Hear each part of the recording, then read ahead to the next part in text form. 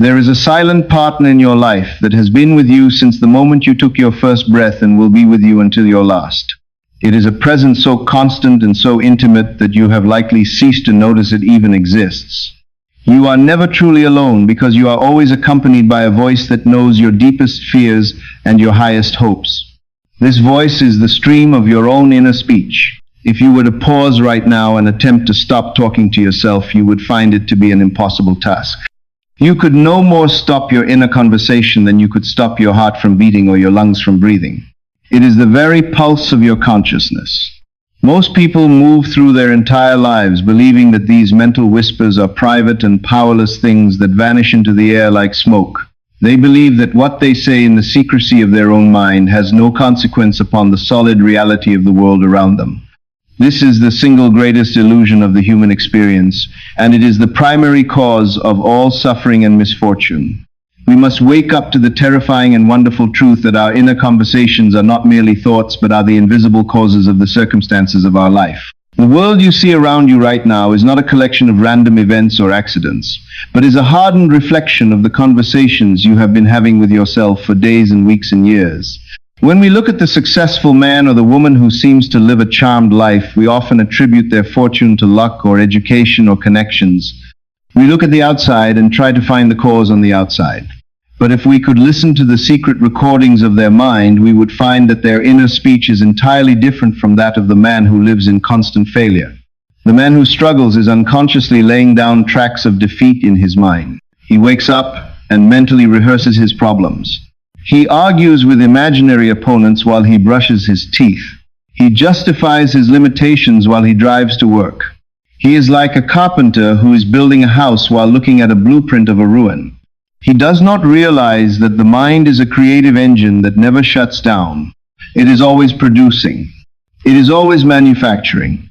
And the raw material it uses to build your future is the conversation you hold in the present. We are told in the great ancient texts that as a man thinketh in his heart, so is he. But we must understand that thinking is not a silent, abstract process. Thinking is speech. It is a motion of the tongue that is too slight to be seen, but powerful enough to move mountains. Every thought you accept as true is a command sent directly to the subconscious mind. Your subconscious mind is the faithful servant that does not question your orders. It does not argue with you. It does not tell you that you are being negative or irrational. It simply listens and obeys. If you say internally that life is hard and people are untrustworthy, the subconscious mind accepts this as your instructions for the day, and it will diligently arrange circumstances and encounters that prove you right. Consider for a moment the sheer volume of words you generate in a single day. Scientists and psychologists suggest that thousands of thoughts pass through the human mind every hour. Imagine if each of those thoughts was a brick. By the end of a single day, you have laid enough bricks to build a wall. By the end of a year, you have built a fortress. The question you must ask yourself today is, what kind of house have you built? Is it a palace of wisdom and peace, or is it a prison of resentment and fear? Most of us are living in prisons of our own making. We look at the bars of our cell, which may take the form of debt or sickness or loneliness, and we cry out to be released. We beg for the world to change. We ask for a new job or a new relationship, thinking that a change in scenery will solve our problems, but we do not realize that we carry the architect of our prison with us wherever we go. If you move to a new city but you keep the same inner conversation, you will recreate the same problems in your new location. You will meet different people who treat you in the exact same way as the people you left behind. This is because the world is nothing more than a mirror. It has no power to create. It only has the power to reflect. To attempt to change the world before you change your inner talking is to struggle against the very nature of reality. It is like standing in front of a mirror and trying to comb the hair of your reflection. You can scrub the glass until your hands are raw, but the reflection will never change until you change. This concept brings us to a profound realization about the nature of time and destiny. Many people believe that the future is a distant land that we are moving toward. But the truth is that the future is being forged in the furnace of your present moment. Your inner talking does not recede into the past. You might think that the angry argument you had in your head yesterday is gone and forgotten, but it is not gone. It has advanced into the future to confront you. It has gone ahead of you to arrange the events of next week. When you arrive at next week, you will encounter a situation that matches the tone and the feeling of that argument. You may not recognize the connection, because the form may be different, but the essence will be the same. This is why we see patterns repeat in people's lives. We see the person who is always fired from jobs, or the person who is always betrayed in relationships. They cry out and ask why this keeps happening to them. It keeps happening because the tracks are laid down in their own inner conversations. The train of their life has no choice but to follow the tracks they have laid. If you want the train to go to a new destination, you must stop the engine and lay new tracks. You must put off the former conversation which belongs to the old version of yourself and start a new dialogue that aligns with the person you wish to be. This is a call to become a civilized and spiritual being. To be civilized in the true sense is to be aware. The animal lives by reaction. It is hungry, so it hunts. It is threatened, so it attacks.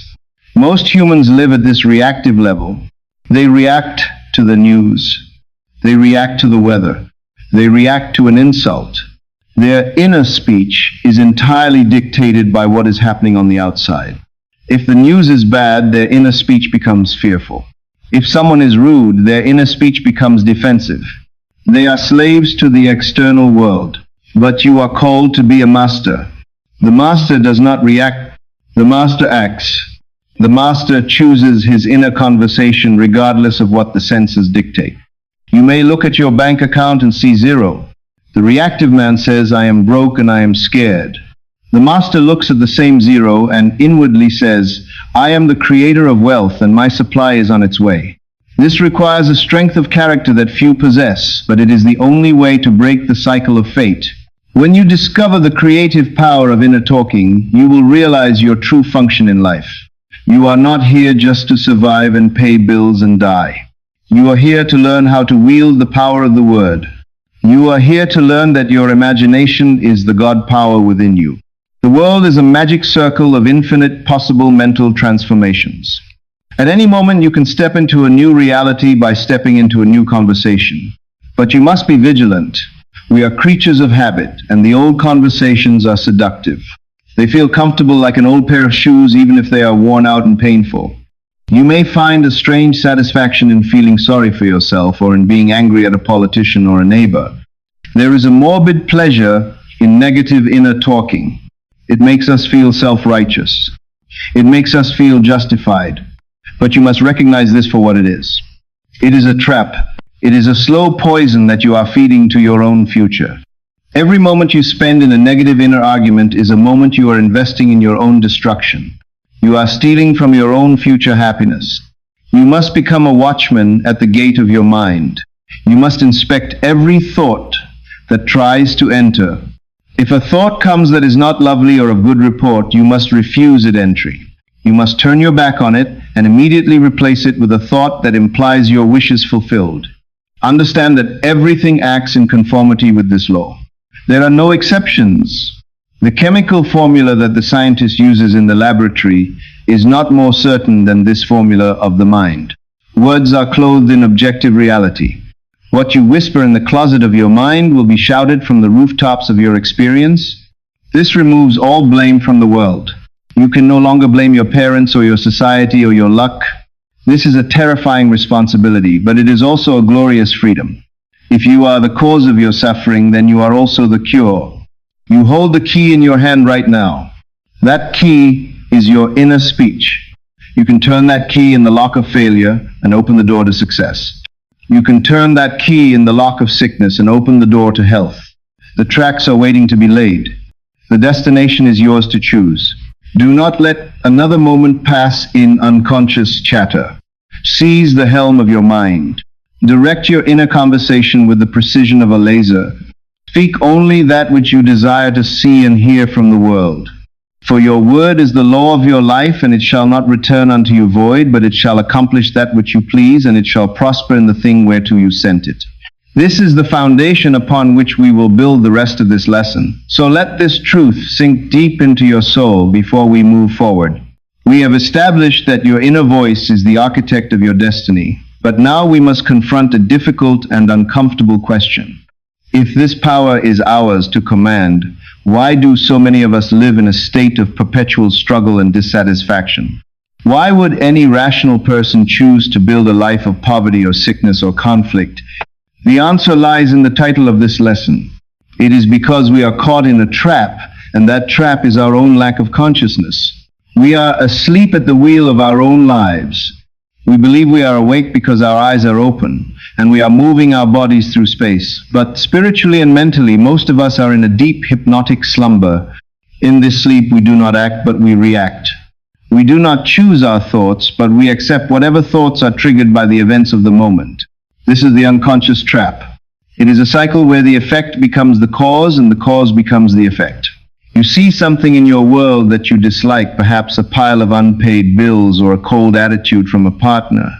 Your senses perceive this fact and immediately your inner speech reacts to it. You say to yourself, "Here is another problem and I do not know how to solve it." This inner reaction is then impressed upon your subconscious mind. The subconscious mind, which has no power to reason, accepts this reaction as a fresh instruction. It proceeds to harden this thought into a new fact. Tomorrow you receive another bill or another cold look. You react again with the same inner speech, and so the wheel turns. You go round and round in the same circle of disappointments and misfortunes, not seeing them as caused by your own negative inner talking, but believing them to be caused by others or by bad luck. You are trapping yourself in a feedback loop of your own making, and the walls of this prison grow thicker with every unconscious reaction. The tragedy of this trap is that the unconscious man believes he is a victim. He looks at his life and he feels entirely justified in his complaints. He says, "Look at the facts. Look at my bank account. Look at the way I was treated. How can I think positively when reality is so negative?" He believes he is being a realist. He believes he is simply reporting the news of his life. But he does not understand the fundamental law of creation. To attempt to change the world before we change our inner talking is to struggle against the very nature of things. It is as futile as trying to change the expression on your face in the mirror by shouting at the glass. The glass can only reflect what is in front of it. The world can only reflect what is happening within you. When you justify your negative inner speech by pointing to external facts, you are anchoring yourself to those facts. You are keeping the old man alive by feeding him with your attention. You must realize that facts do not have a life of their own. They are like dead leaves that have fallen from the tree of your past thinking. If you continue to focus on them and talk about them, you are gathering those dead leaves and gluing them back onto the branches of your future. You are recreating the very past you wish to escape. This is why we see people change jobs, but encounter the same tyrant boss, or change cities, but encounter the same loneliness. They have changed the scenery, but they have not changed the scriptwriter. The unconscious trap is the belief that the problem is out there. As long as you believe the problem is out there, you have given away all your power to solve it. Let us dig deeper into why this trap is so seductive. There is a part of the human ego that loves to be right, even if being right means being miserable. We often derive a secret and twisted pleasure from our grievances. When someone offends us, we do not simply let it go. We take that offense into the private sanctuary of our mind and we nurse it. We replay the argument over and over again. We improve our comebacks. We imagine a scene where we triumph over the other person and expose their foolishness. We conduct elaborate mental trials where we are the prosecutor and the judge and the jury, and the other person is the accused. We find them guilty and we feel a surge of satisfaction. But we fail to realize what we are doing to ourselves. In this mental drama, we are flooding our own system with the emotions of anger and resentment and separation. Since the subconscious mind cannot distinguish between a physical event and an imaginary act, it accepts this conflict as real. It begins to reorganize your life to bring you more conflict. By indulging in these secret arguments, you are literally scheduling future battles. You are planting the seeds of discord that will sprout in your life next week or next month. You might wonder why you suddenly had a flat tire, or why you lost your wallet, or why a stranger was rude to you. You see no connection. But the connection is there. The violence you allowed in your inner conversation has manifested as violence in your outer world. You cannot have a war in your mind and peace in your life. This habit of negative inner talking is the most expensive habit in the world. It costs you your health. It costs you your wealth. It costs you your peace of mind, and yet we indulge in it as if it were a harmless pastime. We listen to sad songs and dwell on memories of loss. We watch the news and participate in the collective fear of society. We join in gossip and lower our vibration to match the cynicism of the crowd. We do all of this unconsciously. We are like a captain of a ship who has fallen asleep and let the ship drift into a storm. The waves are crashing and the wind is howling, and we wake up in terror asking who steered us here. We did. We steered ourselves here by not taking command of the wheel. To escape the unconscious trap, you must first admit that you are in it. You must stop looking for someone to blame. You must stop blaming the economy. You must stop blaming the government. You must stop blaming your upbringing. These may be factors that influence the masses, but you are here to learn how to rise above the masses. You are here to learn that your imagination is the supreme power. The moment you accept responsibility for your inner speech is the moment you unlock the door of the trap. It is a moment of great humility, but also of great power. It means that if you have the power to create a mess, then you also have the power to create a miracle. Consider the energy you spend on maintaining your limitations. It takes an immense amount of mental energy to hold on to a grudge. It takes focus and concentration to worry about the future. You are already a master of concentration, but you have been using your mastery in reverse. You have been using your God-given power of imagination to visualize what you do not want. You are an artist who is painting monsters and then running away from them in fear. The unconscious trap is simply the misuse of your creative faculty. Everything is a manifestation of the mental conversations which go on in us without our being aware of them. But as civilized beings, we must become aware of them and act with a purpose. A man's mental conversations attract his life. As long as there is no change in his inner talking, the personal history of the man remains the same. You can attend seminars and read books and make vision boards, but if your inner speech remains the conversation of a victim, nothing will change. The transformation must happen at the level of the word. You must begin to listen to yourself. You must become a spy in your own mind. Catch yourself when you are about to slide into the old groove of complaining. Catch yourself when you are about to mentally argue with your employer or your spouse. In that moment of awareness, you have a choice. You can continue to sleep and drift toward the rocks, or you can wake up and turn the wheel toward the open sea. The path out of the trap requires a radical denial of the evidence of the senses.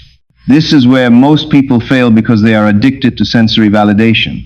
They want to see the change before they believe it. But the law states you must believe it before you see it. You must deny the finality of the facts you dislike. This does not mean you ignore them or pretend they do not exist in the physical world. It means you deny them the right to dictate your inner speech. You look at the lack of money and you say to yourself, this is only a temporary shadow. I am not going to discuss this lack. I am not going to worry about it. I am going to converse with myself as if I were already the man I want to be. This feels unnatural at first. It feels like lying, but it is a holy lie. It is calling things that are not seen as though they were seen. This is the method of the divine. By refusing to participate in the negative evidence of the senses, you starve the old state of being. You stop feeding the trap, and when you stop feeding the trap, it loses its power over you. The unconscious patterns begin to break apart. The momentum of the past slows down. You begin to create a space for the new man to emerge. But this cannot happen as long as you are reacting. You must stop being a thermometer which only records the temperature of the room and start being a thermostat which controls the temperature. So ask yourself today, what conversation am I tied to? On what mysterious track am I walking? Am I walking on the track of the victim who says, why me? Or am I walking on the track of the creator who says, I am? The unconscious trap is deep, and it is wide, and it is filled with the majority of humanity. But you have heard this message because you are ready to climb out. You are ready to stop the mechanical reactions of the mind. You are ready to take your place as the director of your own play. The script is in your hands. The pen is your inner speech. Do not let the critics of the world write your story for you. Do not let your past failures dictate your next chapter. The past is dead. The future is unwritten, and the present moment is the only place where you have the power to speak.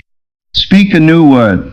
Think a new thought, and watch as the trap dissolves like mist before the morning sun, leaving you free to walk into the destiny you have chosen for yourself.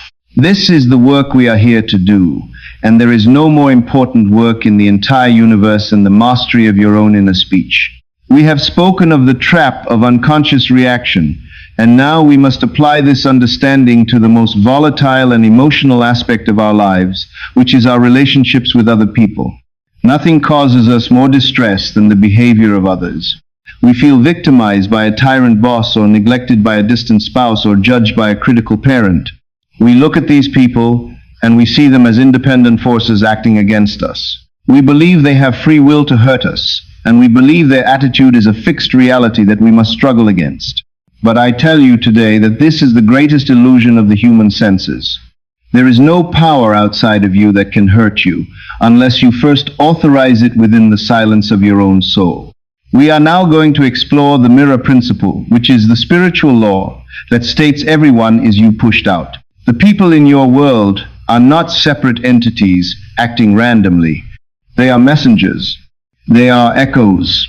They are mirrors reflecting the secret conversations you hold about them in the privacy of your mind. To understand this fully, let us look at a specific case study that illustrates this law with perfect clarity. This is a true story of a young woman whom I will call Sarah. Sarah came to me in a state of utter despair regarding her professional life. She was a talented and hard-working employee, but she was convinced that her employer was a monster. She told me that no matter how hard she worked or how much effort she put into her projects, he would only criticize her. He was cold and dismissive and unfair. She felt that he had a personal vendetta against her, and she was on the verge of resigning because the atmosphere had become unbearable. I listened to her complaints, and I saw the sincerity of her pain. She had facts to back up her story. She could list dates and times when he had been rude. But I knew that facts are only the fruit of the tree, and the root is always within the mind of the perceiver. So I asked her a question that startled her. I asked her what she was saying to him when she was not in his presence. She looked at me with confusion and said she did not speak to him when she was not at work. I told her that she might not be speaking aloud, but she was certainly speaking in her mind. Upon self-examination, she confessed the truth. She admitted that every morning, on her commute to the office, she held a mental trial. In her imagination, she would summon her employer before the bar of judgment. She would accuse him of being unfair. She would scream at him mentally. She would recite all the things he had done wrong, and she would defend her own righteousness. She would have a heated argument with him in the silence of her car, and by the time she arrived at the office building, she was already in a state of defensive anger. She was radiating hostility before she even said hello. I told her that she was the cause of his behavior. She was the one writing the script that he was compelled to act out. In the magical theater of the mind, she had cast him in the role of the villain, and he, being a faithful actor in her reality, had no choice but to play the part perfectly. He was only echoing what she had whispered to him in secret. This is a hard truth to accept because it robs us of our victimhood. We love to believe that we are good and they are bad, but the law of the mirror is impartial. It does not care if you are a nice person. It only cares about what you are doing in your imagination. I explained to Sarah that if she wanted to change her employer, she had to change her inner conversation with him. She could not change him by arguing or by working harder or by complaining to her friends. She had to change the script. I gave her a specific prescription. I told her to dismantle the old conversation and build a new one. I asked her to imagine that her employer was standing before her. I asked her to hear his voice, but this time I wanted her to hear a voice of kindness and appreciation. I told her to imagine him saying, "Sarah, you have done an excellent job and I value your contribution to this company." I told her to listen to this imaginary praise until she could feel the reality of it, and then to respond with gratitude. I told her to say, "Thank you, sir. I am so happy to be here." She was skeptical at first, as the rational mind always is. It seemed too simple. It seemed like fantasy, but she was desperate enough to try. She agreed to stop the mental arguments and to implement this new regime of inner speech. What happened next is a testament to the power of the word. Sarah went home, and that very night she began her practice. Instead of falling asleep recounting the insults of the day, she fell asleep imagining the congratulations of her boss. She did this for 3 nights. She did not say a word to him physically. She did not change her work habits. She only changed her mind. On the 4th day, she walked into the office, and for the first time in 2 years, her employer greeted her with a smile. Later that day, he called her into his office. Her old fear rose up thinking she was in trouble, but he simply wanted to compliment her on a report she had submitted. He used almost the exact words she had placed in his mouth during her imaginary act. He told her he appreciated her work. The man had completely changed. The tyrant had become a friend. The monster had become a mentor. Sarah was stunned. She realized that the war she had been fighting for 2 years was never against a man. It was a war against her own projection. When she laid down her sword in her mind, he laid down his sword in the physical world. The behavior of her employer reversed itself because it had no foundation to stand on once she removed the negative inner conversation. He was only witnessing to the use or misuse of her own inner talking. This story of Sarah is not an isolated incident. It is the story of your life and the story of every person walking this earth. We are always meeting ourselves. I rarely see a person alone without wondering to what conversation piece he is tied. On what mysterious track is he walking? We see people who are constantly betrayed in love. They move from one partner to another hoping that this time it will be different. But they carry their inner conversation of insecurity and unworthiness with them like a virus. They mentally argue with their partners. They mentally accuse them of infidelity or lack of interest. And sure enough, the partner eventually plays the role assigned to them. They become cold or unfaithful, not because they wanted to, but because the inner speech of the other person demanded it. The world is a vast, interconnected web of consciousness, and we are constantly whispering instructions to each other on a subconscious level. When you hold a mental conversation with someone, you are literally communicating with the soul of that person. You are sending a signal that overrides their conscious will. If you imagine someone is hostile, you are forcing them to be hostile in your experience. If you imagine someone is loving, you are inviting the divinity in them to rise up and meet you with love. This principle frees you from the tyranny of others, but it burdens you with total responsibility. You can no longer look at your spouse or your child or your neighbor and say they are the problem. If there is a problem, it is because you are keeping it alive in your mind. You are feeding it with your inner attention. If you want to change someone, do not try to change them on the outside. Do not nag them. Do not beg them. Do not threaten them. Leave them alone physically and go to work on them mentally. Bring them before your mind's eye. Rewrite the dialogue. Hear them say what you wish them to say. See them being the person you know they can be. Persist in this new conversation. Do not waver when the senses deny it. The senses will always deny the new reality at first because they are reflecting the past. But if you hold fast to the new conversation, the world must change. It is impossible for it not to change. The formula the chemist illustrates is not more certainly provable than the formula of this science by which words are clothed in objective reality. This is the great secret of influence. We think influence comes from money or power or eloquence, but true influence comes from the silent speech of the heart. You can heal a broken relationship from a distance of 1,000 miles simply by changing the way you talk to that person in your imagination. You can bring a wayward child back home by hearing their voice telling you they are safe and happy. You can transform a bitter enemy into a friend by refusing to argue with them in your mind and instead blessing them. This is what it means to love your enemies. It does not mean you have to like their actions or submit to their abuse. It means you use your imagination to lift them out of that state and see them in a better state. By doing so, you save yourself from the poison of resentment, and you offer them a ladder to climb up to a higher level of being. You are the operant power. The world is your mirror. Stop trying to break the mirror and start smiling into it.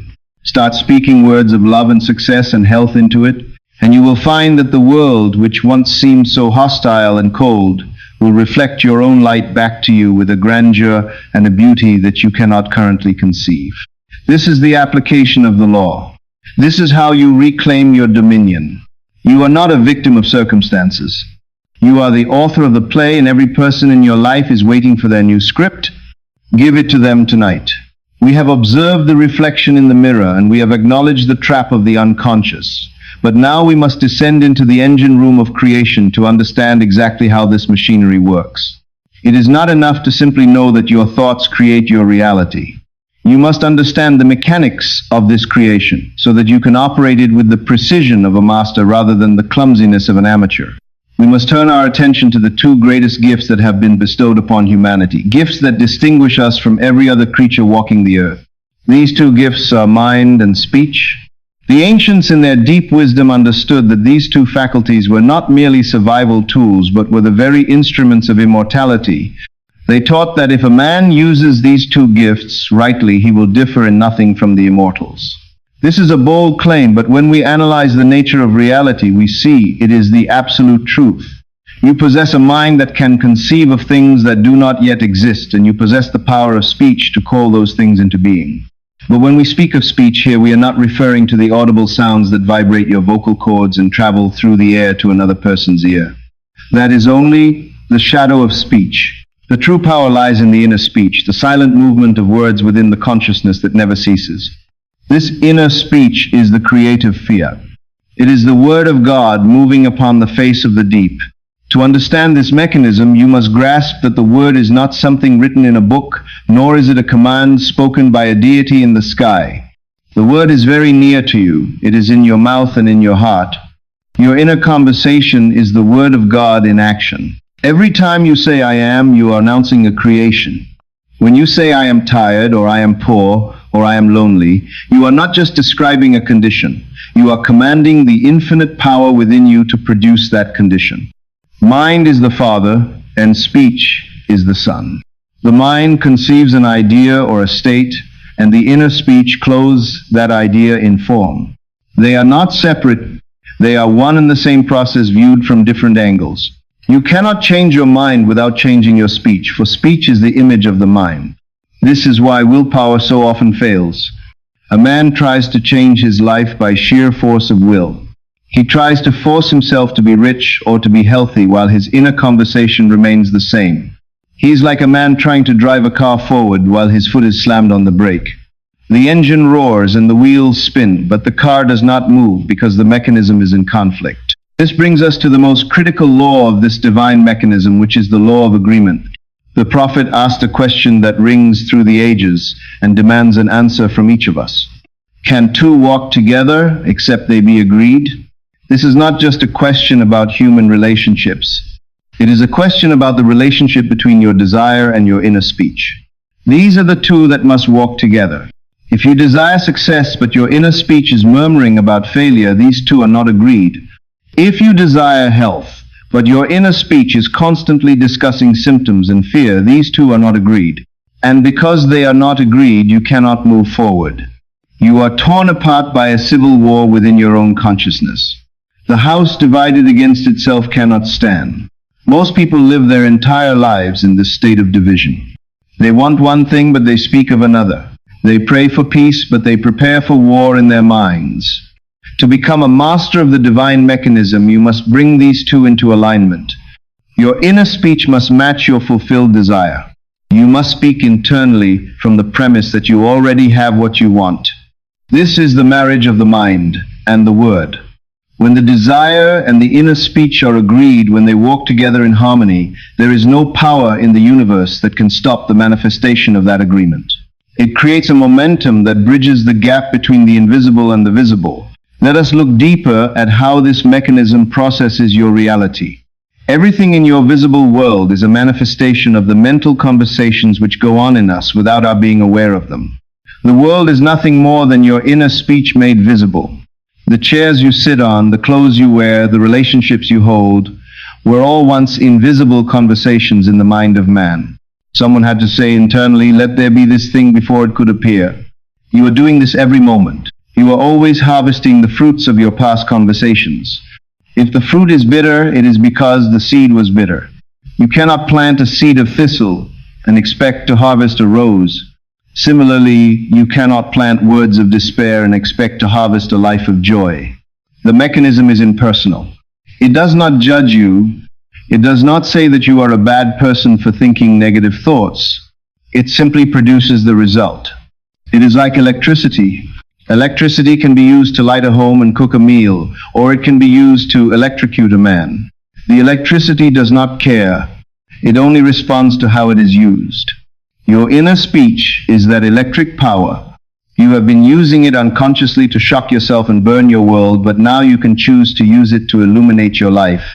This requires a total transformation of your mental diet. You must put off the old man, which is your former conversation, and put on the new man, which is your new conversation.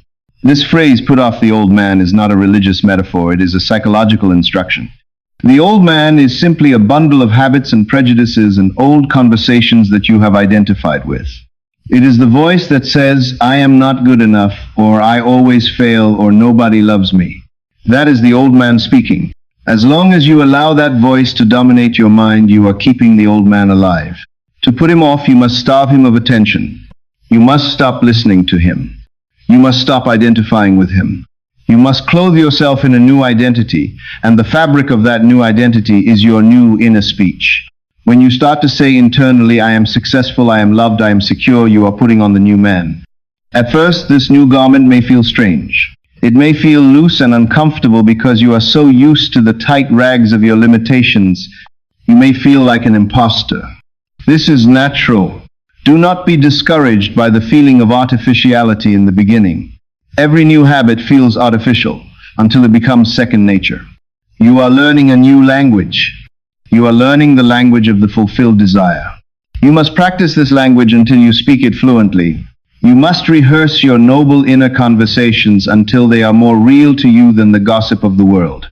We are told that the word goes forth and does not return void.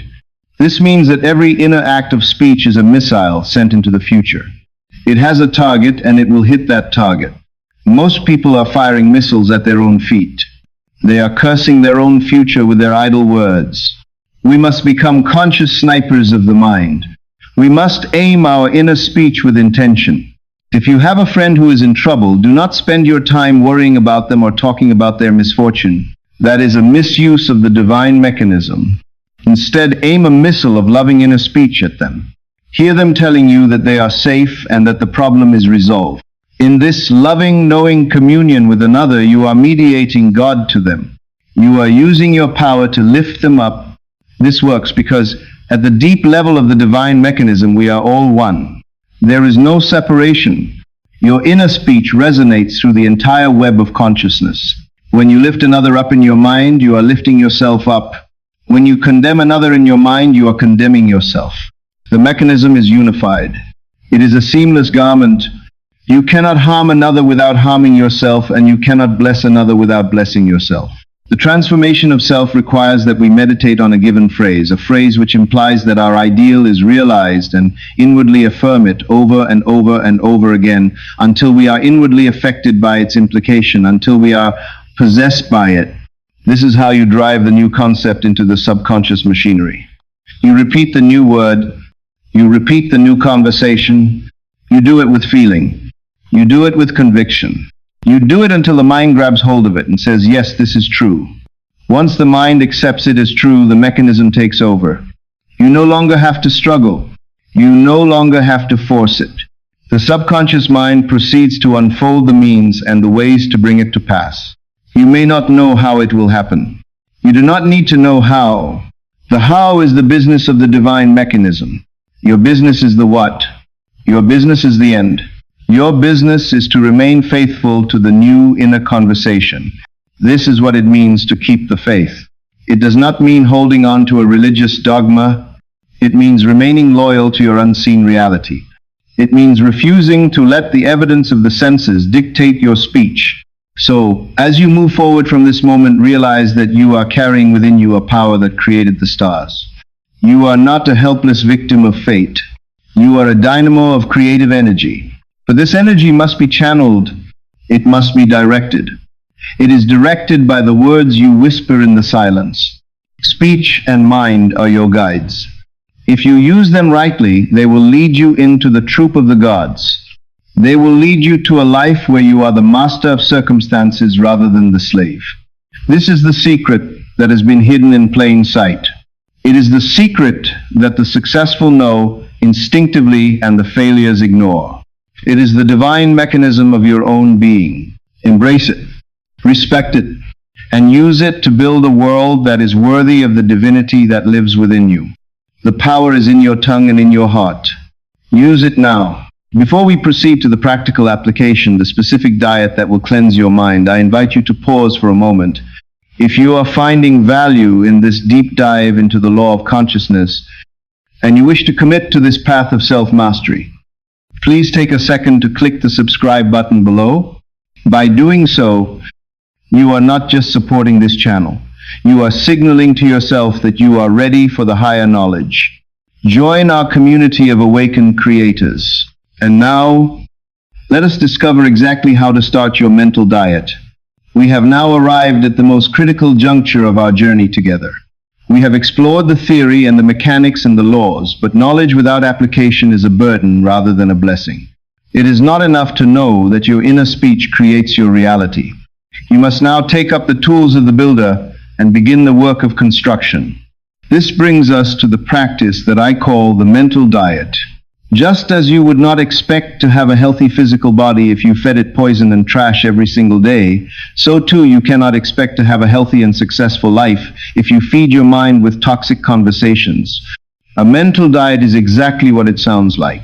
It is a rigorous and disciplined program of monitoring every single word that passes through the gateway of your mind. It is a decision to fast from negativity and to feast only on that which is noble and lovely and of good report. This is the hardest work you will ever do in your life. It is easier to dig a ditch or build a skyscraper than it is to control the unruly movement of the mind. But the rewards of this work are infinite. If you can control your inner speech, you can control your destiny. Let us begin by understanding the nature of this diet. Most people are incredibly careful about what they put into their mouths. They count calories. They check for ingredients. They wash their vegetables because they are afraid of bacteria. They do this because they value their physical health. Yet these same people will walk down the street and allow their minds to feast on thoughts of hatred and envy and despair. They will consume the mental garbage of the news. They will swallow the poison of gossip. They do not realize that a negative thought is far more dangerous than a spoiled piece of food. Food can only poison the body for a day, but a negative inner conversation can poison your entire future for a lifetime. It can ruin your career. It can destroy your marriage. It can manifest as a chronic disease. We must develop a holy fear of negative inner talking. We must realize that every time we indulge in a pessimistic argument, we are drinking cyanide in a spiritual sense. The first step of the mental diet is to acknowledge that you have been a careless eater. You have been allowing anything and everything to enter your house. You have left the doors and windows of your mind open to every thief and vagabond that walks by. Now you must close the doors. You must become the watchman at the gate. To start this diet, you must first become intensely aware of your current mental consumption. You cannot change what you do not see. For the next 24 hours, I want you to try an experiment.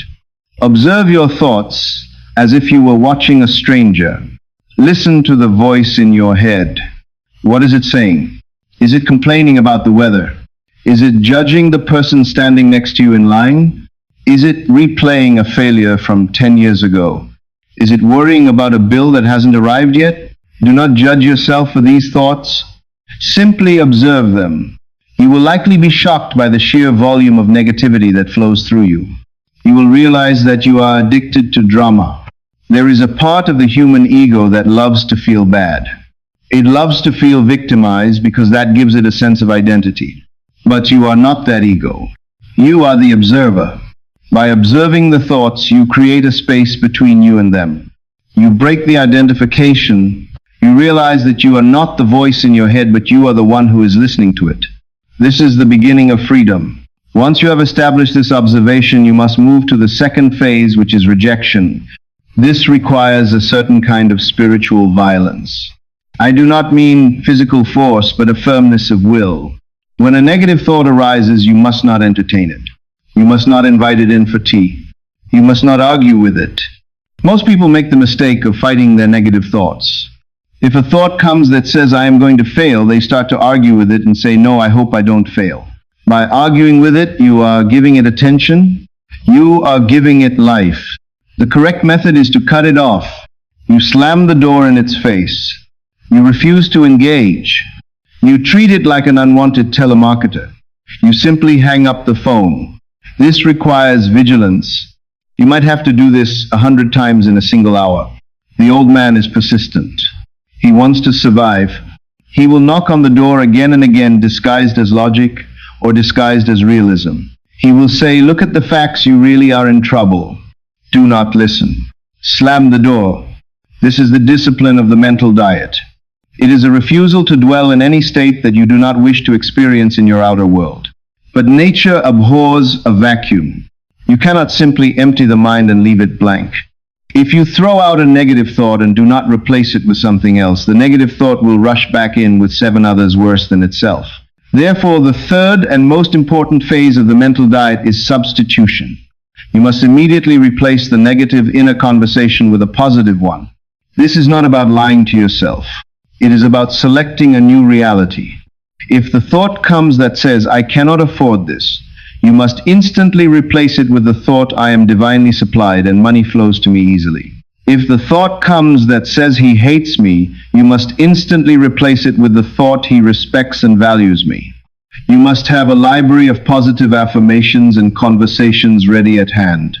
You must be like a soldier with his ammunition ready. Do not wait until the battle starts to look for your weapon. Prepare your new conversations in advance.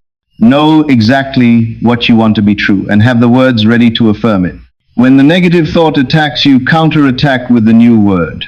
You repeat it, you feel it. You insist upon it until the negative thought is drowned out and fades away. This practice extends beyond your own personal affairs. It extends to how you interact with the world at large. To be on a strict mental diet, you must stop consuming the negativity of the world. You must stop listening to people who only want to complain. This might mean you have to distance yourself from certain friends or family members who are dedicated to misery. You cannot afford to let them dump their mental trash into your living room. If you cannot physically leave them, you must mentally tune them out. While they are complaining, you must inwardly hear them saying something lovely. You must refuse to accept their verdict. You must also stop reading headlines that are designed to make you afraid. The world thrives on selling you fear. If you buy it, you are financing your own destruction. You must starve the beast.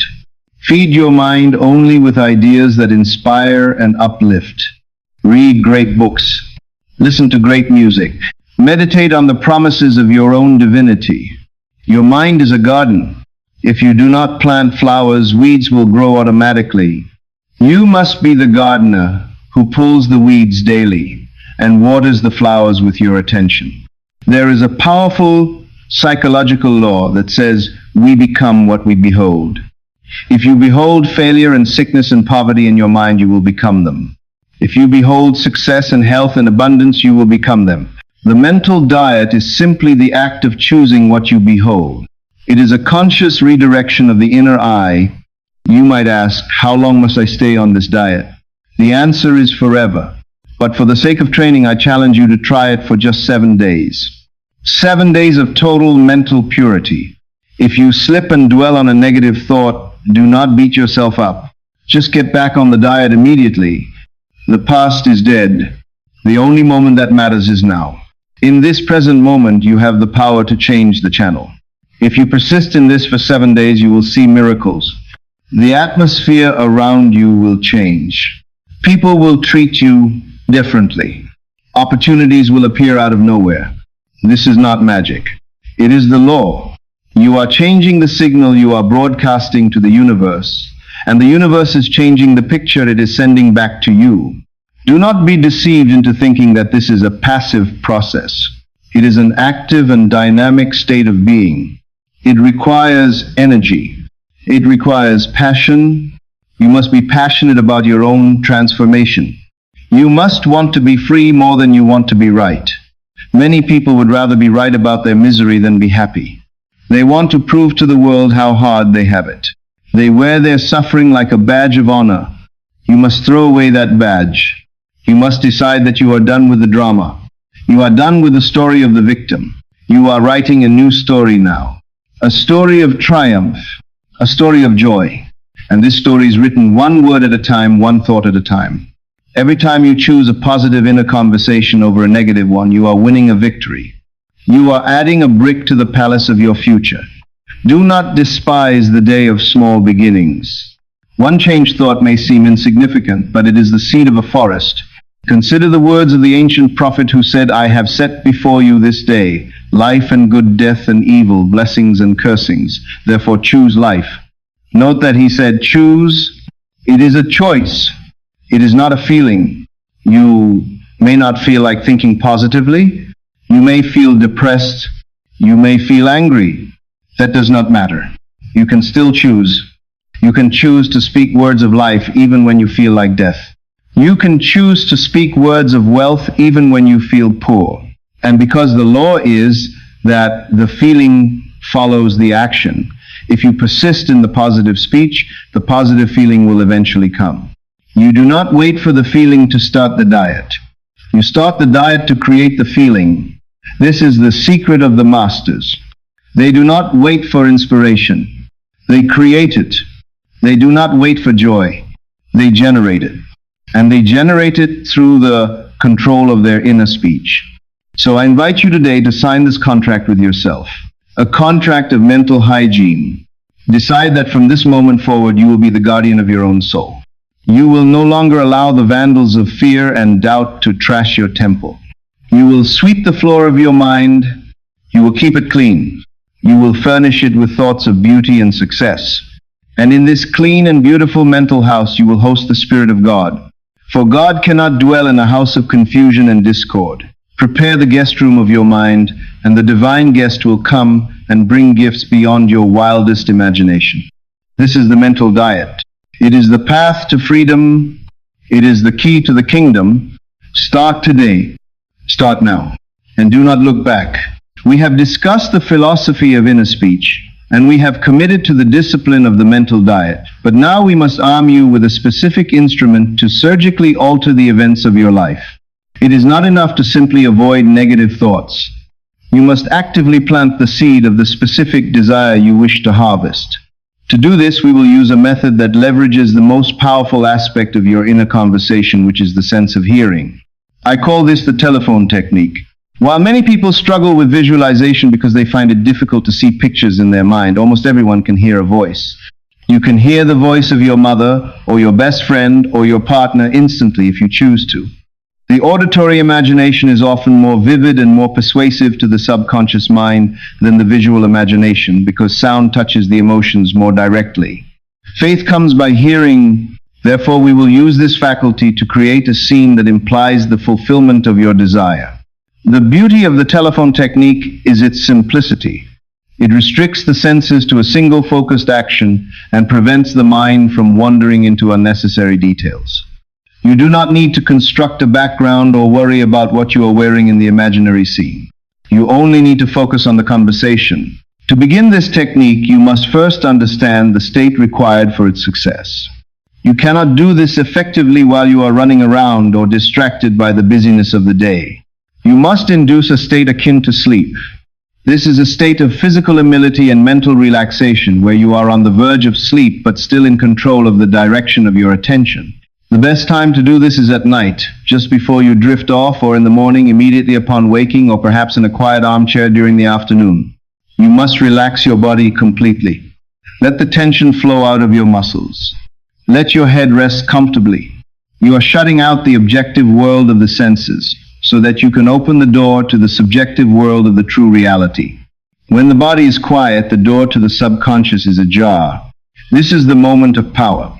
This is the moment when the conscious mind can impress its will upon the deeper self without resistance. If you try to do this while you are tense, the conscious mind will fight you with logic and doubt. But in the drowsy state, the guardian at the gate is asleep, and you can slip the new command through. Now, in this relaxed state, I want you to perform an act of creative magic. Construct a scene in your imagination that implies your wish is already fulfilled.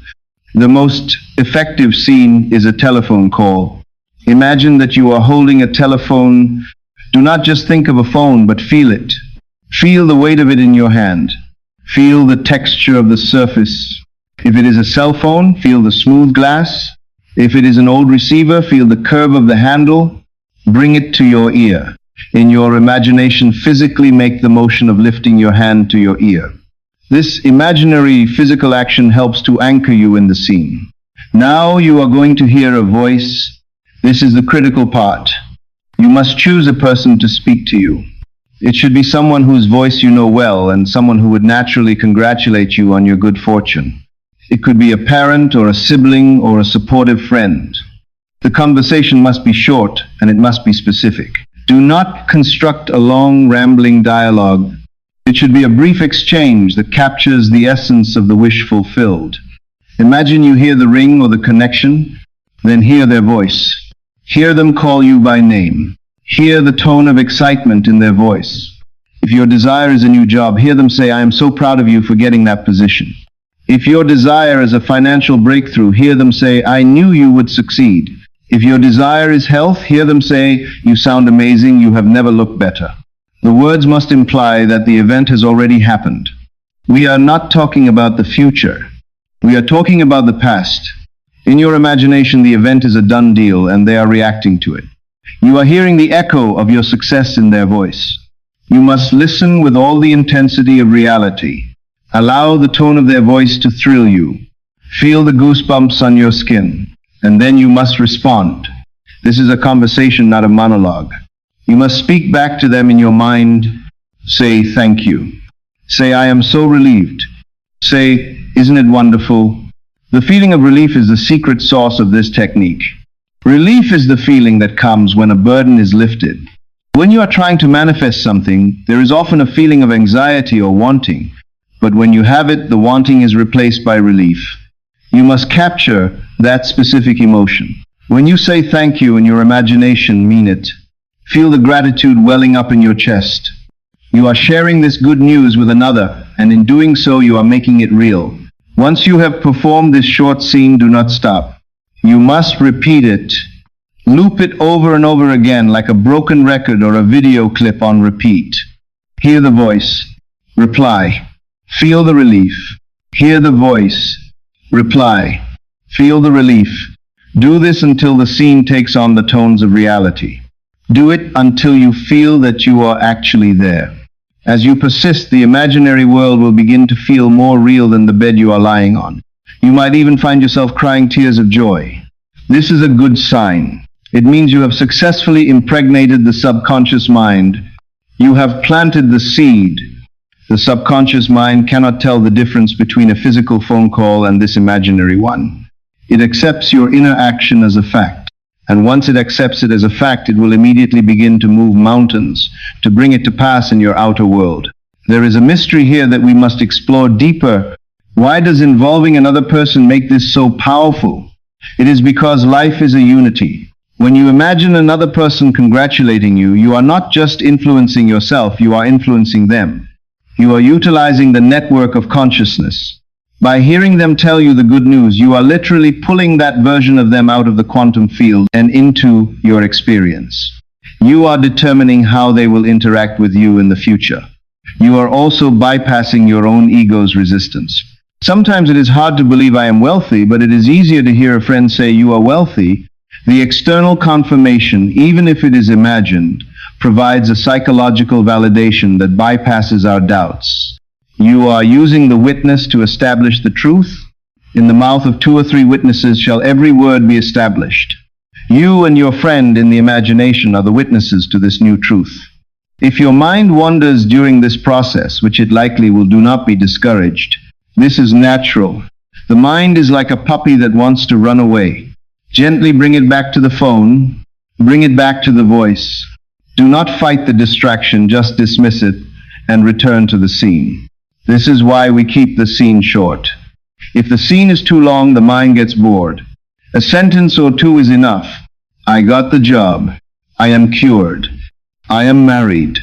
Whatever the essence is, distill it into a sound bite. And play that sound bite until it saturates your being.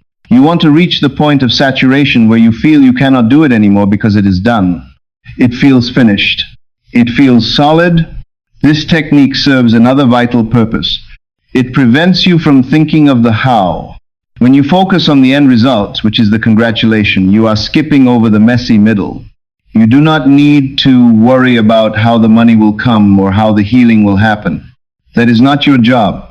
Your job is to occupy the end. By hearing the news of the completed act, you are standing in the future and looking back at the present.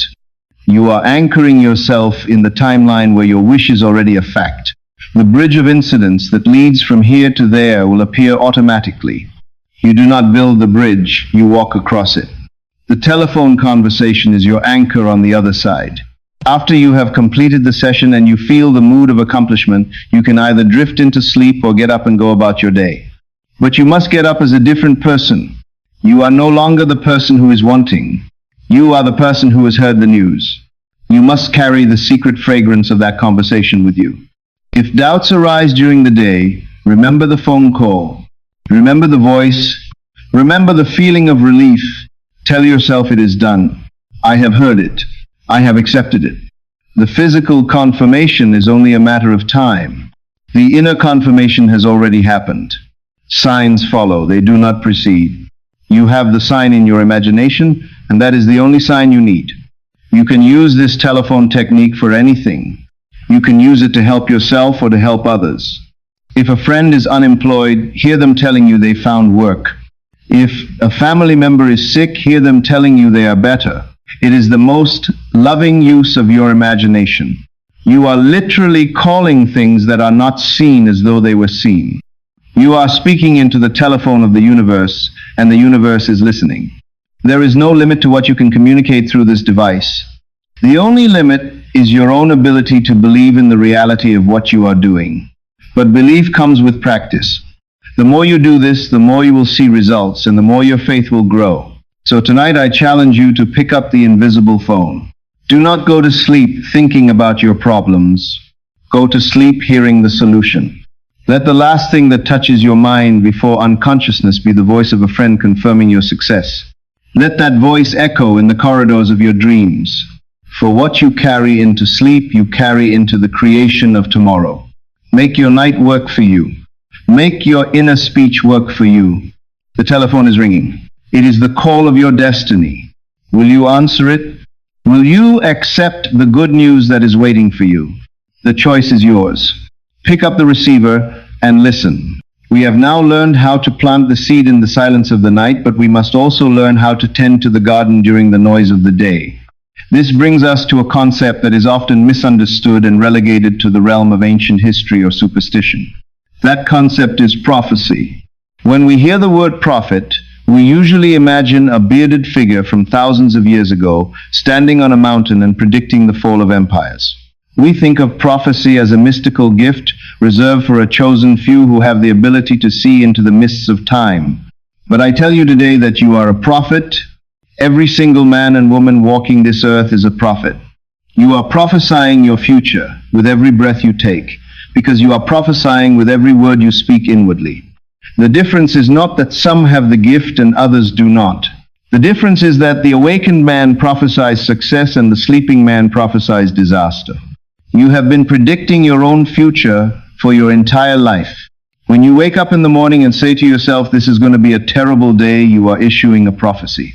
And like a faithful servant, the universe obeys your command and arranges a series of frustrations to fulfill your prediction. When you say, I will never get out of debt, you are prophesying poverty. You are not merely describing a condition, you are perpetuating it. You are casting the mold into which your future energy must flow.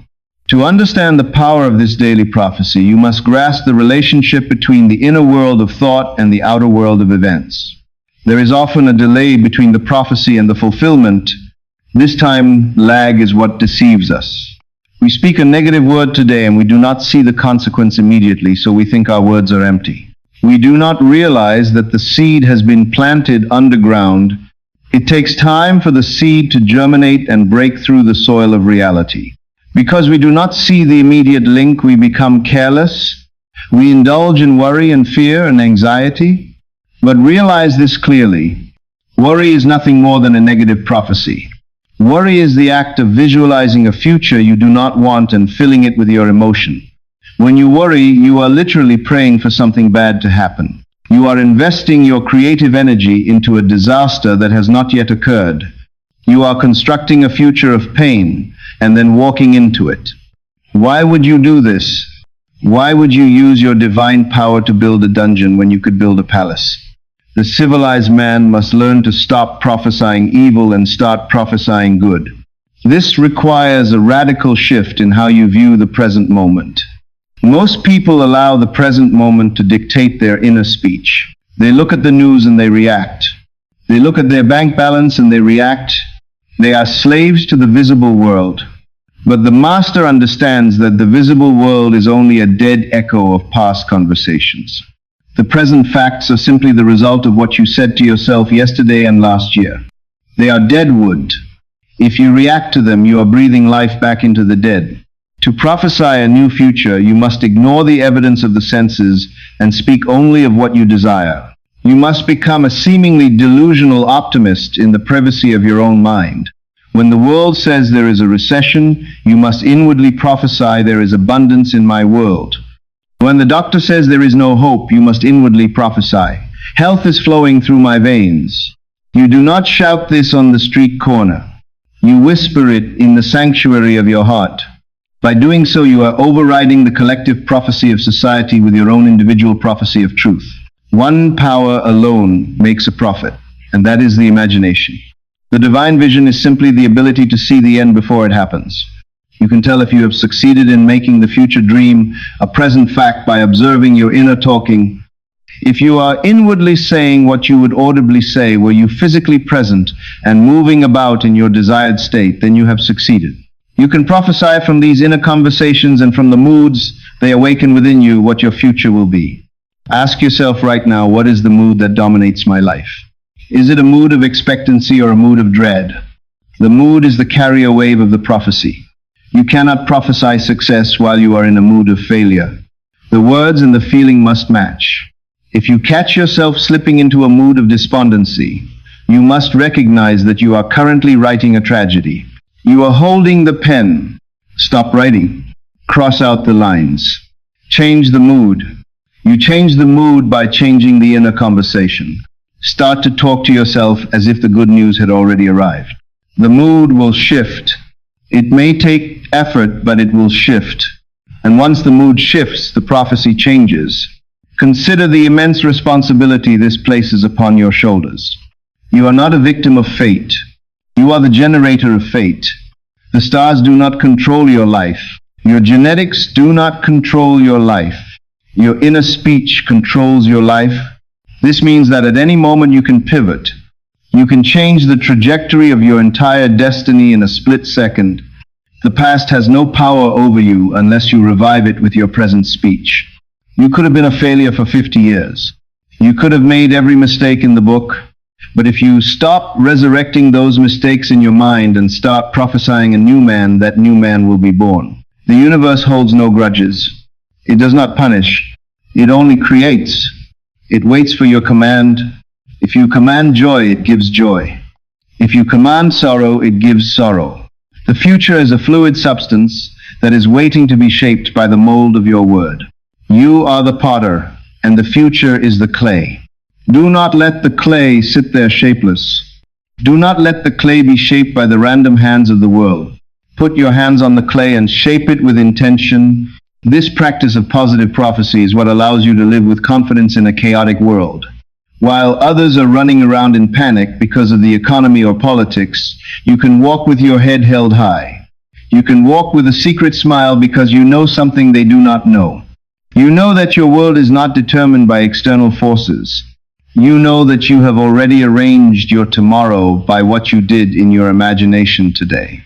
You have sent your word out ahead of you to prepare the way. When you walk into a meeting, you have already prophesied harmony. When you walk into a sales call, you have already prophesied success. You have greased the tracks of your life with your inner speech. Things seem to happen magically for you. Doors open. People smile. Obstacles vanish. The uninitiated call it luck, but you know it is not luck. It is the law. It is the harvest of the seeds you planted. You are reaping the prophecy you spoke when no one was listening. We must also be careful to prophesy good for others. We are all interconnected in the vast web of consciousness. When you predict failure for your neighbor, you are poisoning your own atmosphere. When you gossip about someone and say they will never change or they are going to ruin their life, you are using your prophetic power for evil. You are a black magician in that moment. You are cursing them. And because there is no separation, the curse bounces back to you. It lowers your own vibration. It clouds your own mind. If you want to be free, you must set others free. Prophesy success for your enemies. Prophesy health for the sick. Prophesy wisdom for the foolish. When you do this, you rise to a level of divinity. You become a channel for the divine power to flow into the world. You cleanse your own mind of the soot of judgment. A prophet of God speaks only of salvation and redemption. Be that prophet. Let your inner speech be a fountain of blessing that waters everyone who comes into your mind. You will find that as you practice this art of conscious prophecy, your intuition will sharpen. You will begin to feel the connection between your word and the event more clearly. The time lag will shorten. In the beginning, it may take weeks for your word to manifest. But as your faith grows and your intensity increases, the gap will close. You will speak a word and it will happen. You will think a thought and the phone will ring. This is the state of the master. This is the state where the thought and the thing are one. But you do not reach this state by wishing. You reach it by the disciplined practice of controlling your inner conversation. You reach it by refusing to be a prophet of doom. You reach it by standing guard at the door of your mind and allowing only the royal guests of noble thoughts to enter. Remember that a prophecy does not need to be spoken aloud to be effective. In fact, the most powerful prophecies are the silent ones. The silent assumption is more powerful than the loud proclamation. When you assume a feeling, you are prophesying. When you assume that you are secure, you are prophesying safety. When you assume that you are loved, you are prophesying romance. These assumptions harden into facts. The world has no choice but to conform to your assumption. It may resist for a little while. The old momentum may carry on for a few days. But if you persist, the world must yield. It is the law of the stronger force. The power of the inner mind is stronger than the power of the outer circumstances. The rock must yield to the water if the water is persistent. Your inner speech is the water. Let it flow in the direction of your desire, and it will carve a canyon through the hardest rock of reality. So, as you go forth from this lesson, do not just listen and nod your head. Apply it. Become a conscious prophet. Look at your calendar for tomorrow and prophesy over it. Look at your bank account and prophesy over it. Do not accept what you see. Declare what you want to see. Call things that are not as though they were. This is the method of the Creator. This is how the universe was birthed, and this is how your new life will be birthed. You have the power. It is in your tongue. It is in your mind. Use it wisely. Use it lovingly. And watch with wonder as your prophecies come to pass, one by one, turning the gray dust of your life into pure gold. The future is not something you await. The future is something you create. Create it now with your word. We have traveled a long distance together in this lesson, exploring the hidden mechanics of your mind and the secret power of your inner conversation. We have looked at the mirror of your relationships, and we have examined the telephone of your imagination. But now we arrive at the most dangerous point of our journey. I say dangerous because there is a great risk that you will treat this information as mere entertainment. You might nod your head and agree with the philosophy, and perhaps even feel a momentary spark of inspiration, and then you will turn off this video and return to the comfortable sleep of your old habits. Knowledge that is not acted upon is worse than ignorance, because it creates a burden of responsibility without the fruit of result. The only way to prove this law is to test it. You cannot learn to swim by reading a book about water, and you cannot learn to control your destiny by simply listening to me speak. You must get wet. You must jump into the deep end of the pool. Therefore, I am placing before you today a challenge. It is a specific, concrete, and rigorous challenge that will determine once and for all whether you are the master of your mind or its slave. I call this the 7-Day Mental Diet Challenge. Why 7 days? The number 7 has always been significant in the spiritual history of mankind. It represents a complete cycle of creation. It took 7 days to frame the world, and it will take 7 days to reframe your world. This is not a lifetime commitment that feels overwhelming. Anyone can do anything for 7 days. You can endure any discipline for 1 week. But do not be deceived by the shortness of the time. These 7 days will likely be the most difficult week of your entire life. It will be a week of intense spiritual warfare. You are going to go to war against the habits of a lifetime. You are going to confront the old man who has lived in your house for decades, and you are going to serve him an eviction notice. He will not go quietly. He will fight you. He will scream. He will try to trick you into letting him stay. But if you persist for these 7 days, you will break the backbone of your old reality, and you will emerge as a new being with a new power. The rules of the challenge are simple, but they are strict. For the next 7 days, you are to go on a total fast from negativity. This does not mean you will not have negative thoughts. Negative thoughts will come because they are the momentum of your past. The challenge is not about stopping the thoughts from coming, but about how you react when they arrive. For 7 days, you must not dwell on any negative thought for more than a few seconds. You must not entertain a negative emotion.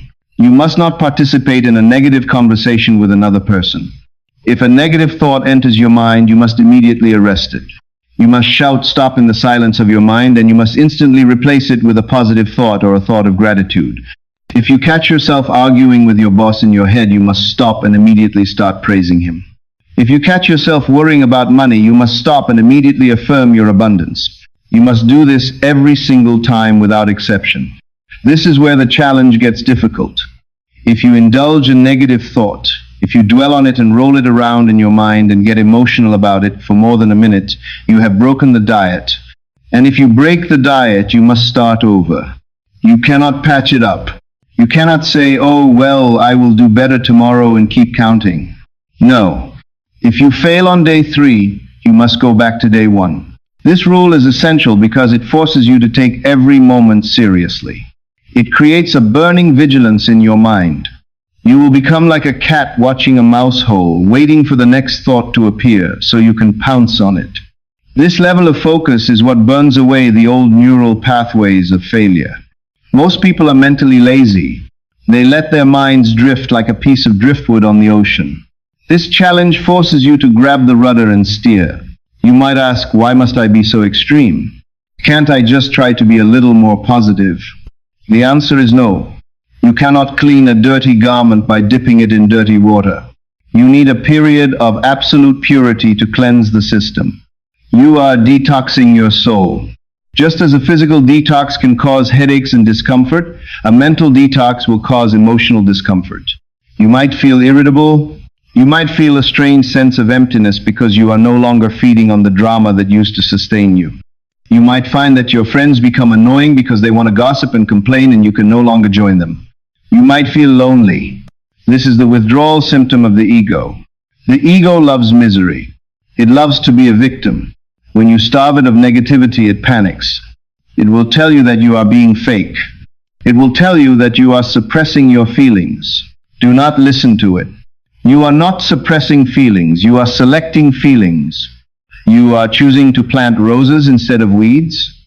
During this week, you must also be careful about what you consume from the outside world. I strongly advise you to turn off the news for 7 days. The news is a machine designed to generate fear and outrage.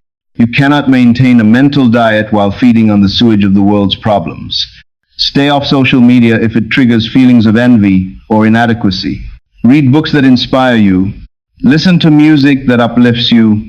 Treat your mind like a temple. You would not walk into a temple with muddy boots, so do not let muddy concepts walk into your consciousness. You are building a sanctuary for the Spirit of God to inhabit.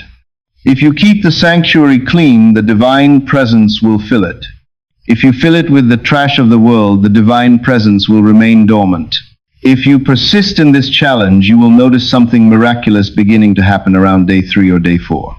The atmosphere around you will change. You will feel lighter. The heaviness that you have carried for years will begin to lift. You will find yourself smiling for no reason. People will look at you differently. They will sense that something has shifted in your vibration.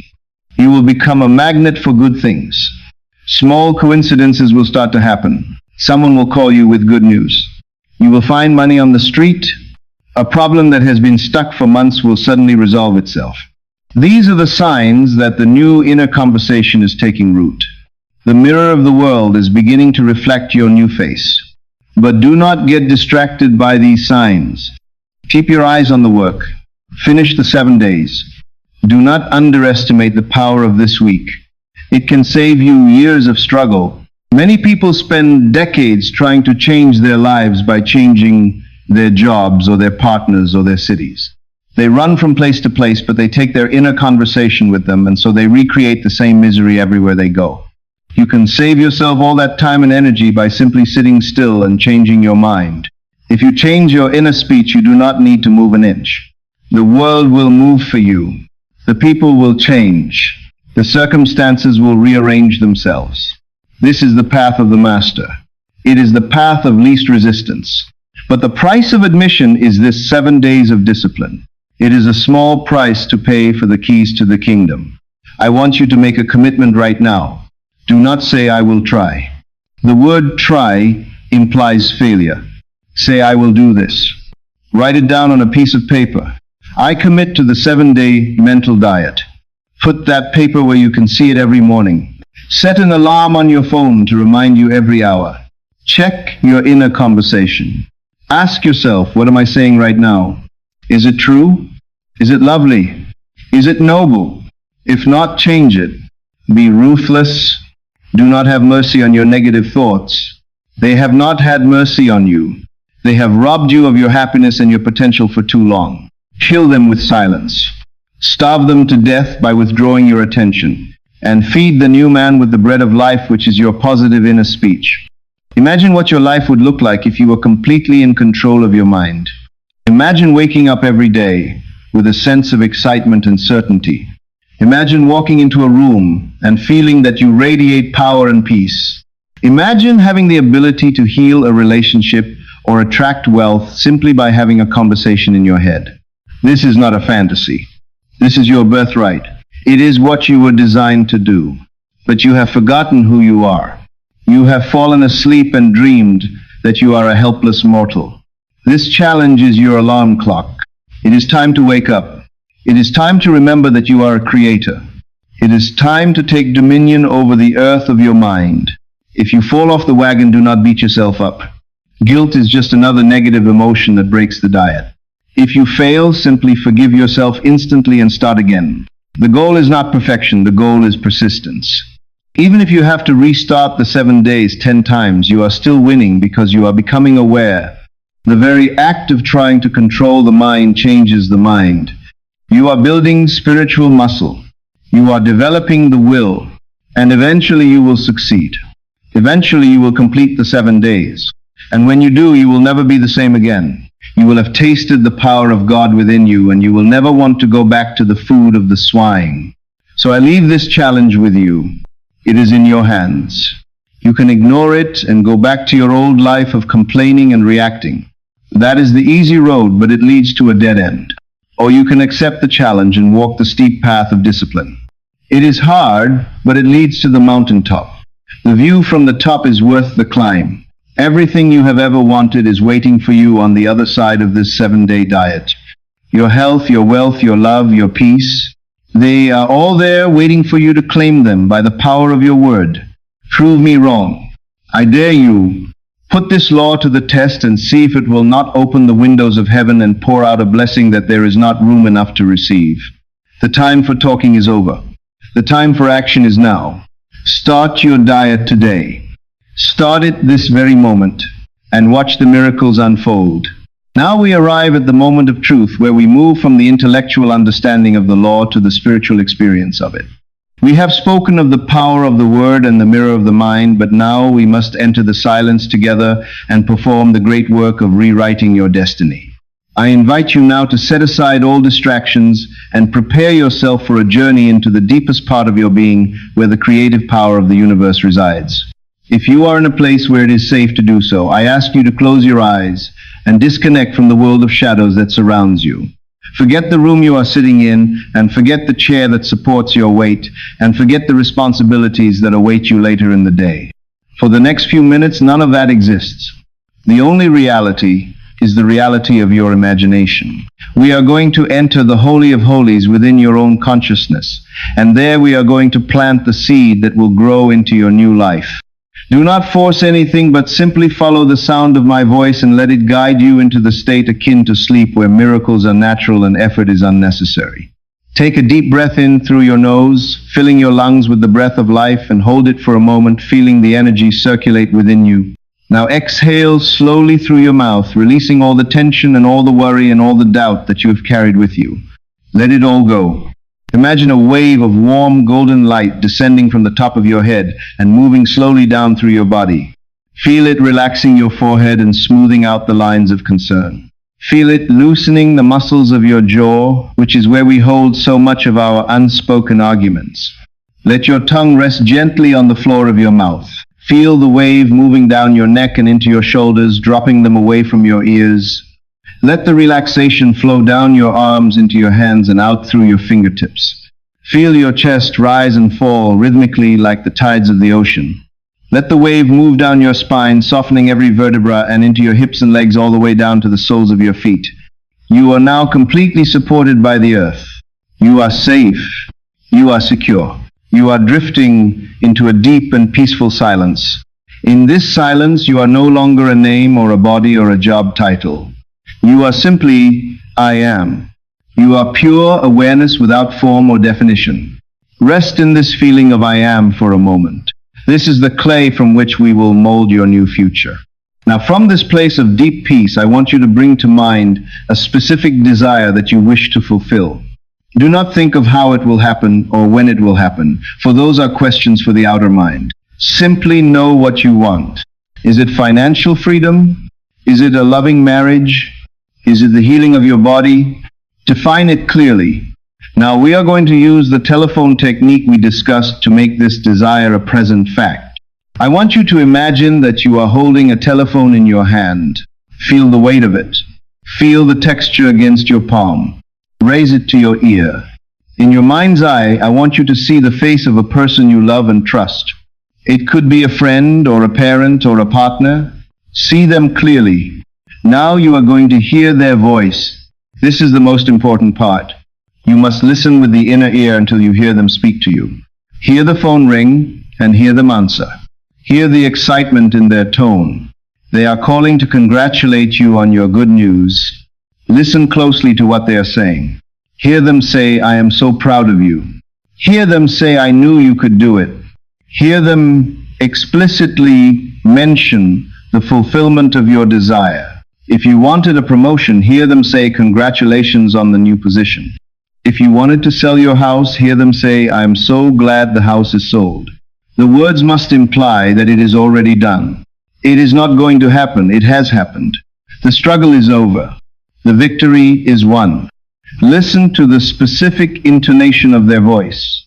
Hear the joy. Hear the relief. Hear the reality of it. It is not a whisper, it is a clear, resonant sound in the center of your head. Now you must respond. In this imaginal act, you must speak back to them. Feel yourself smiling. Feel the muscles of your face reacting to the good news. Say to them, thank you so much. Say to them, I am so happy. Say to them, I can hardly believe it is true, but it is. Feel the emotion rising in your chest. It is a feeling of immense relief. The weight of the world has been lifted off your shoulders. You no longer have to worry. You no longer have to strive. It is finished. Capture this feeling. This feeling of relief is the signal that the seed has been planted. It is the feeling of the Sabbath where you rest from your labors. Let this feeling wash over you like a cool breeze on a hot day. You are successful. You are healthy. You are loved. This is not a hope. This is a fact in the only world that matters, which is the world of imagination. I want you to replay this short scene again. Hear the voice again. Congratulations. I am so happy for you. Respond again. Thank you.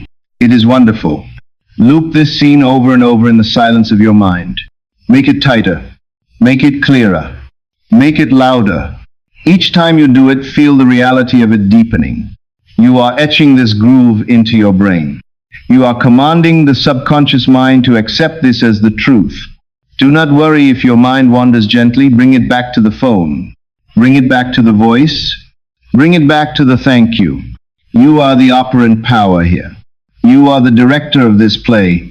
Persist in it until you feel a sense of naturalness. It should feel as natural as breathing. It should feel like a memory of something that just happened 5 minutes ago. You are not making it up. You are remembering the future. Now, as you hold this feeling of the wish fulfilled, I want you to expand your awareness. Realize that this conversation you have just held in the secret chamber of your mind has sent a shockwave through the entire universe. You have moved the bridge of incidents. You have influenced people you have not yet met. You have arranged circumstances that seem impossible. The entire world is now conspiring to bring this imaginal act into the physical world. You do not need to lift a finger to force it. The bridge will appear and you will walk across it naturally. You have done the work. The spiritual seed has been fertilized by your attention and your feeling. It is now growing. It is inevitable. It is law. Stay in this feeling of gratitude. Gratitude is the ultimate state of receivership.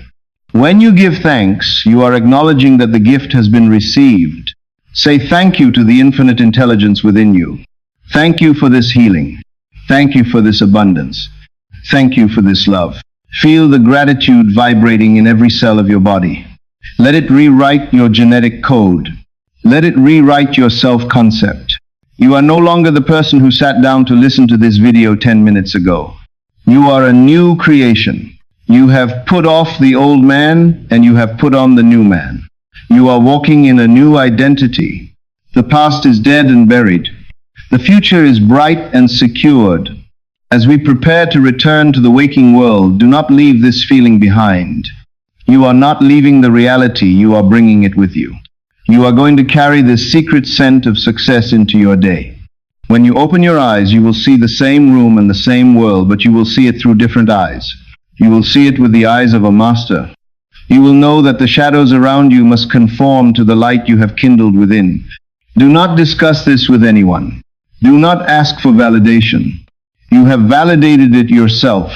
Keep the secret. Cherish the seed. Water it with your inner joy. Now slowly begin to bring your awareness back to your physical body. Feel the weight of your body in the chair or on the bed. Wiggle your fingers and your toes. Take another deep breath in, and as you exhale, open your eyes. Look around you.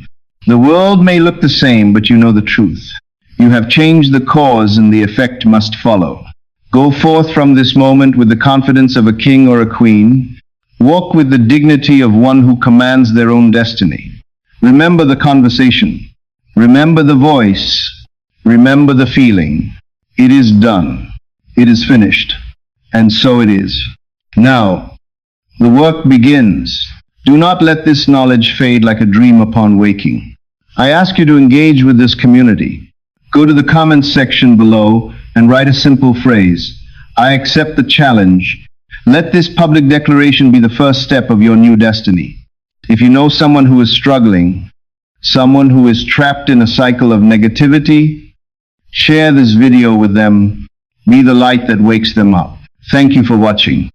Thank you for practicing.